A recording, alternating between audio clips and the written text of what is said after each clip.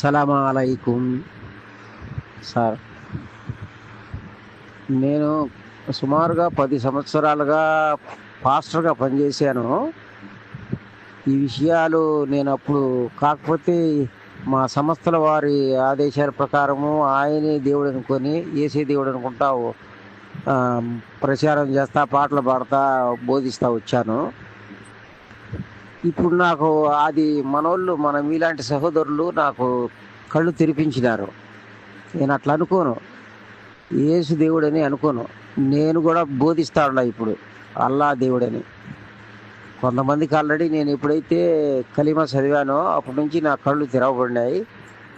నేనైతే అందరికీ చెబుతున్నాను, యేసు దేవుడు కాదయ్యా, దేవుడు తండ్రే దేవుడు అని కొరింథీయులకు 1 కొరింథీయులకు రాసిన పత్రిక 8:6లో ఉంది. అది కూడా చూపించి నేను చెబుతున్నాను. మంచిది సార్.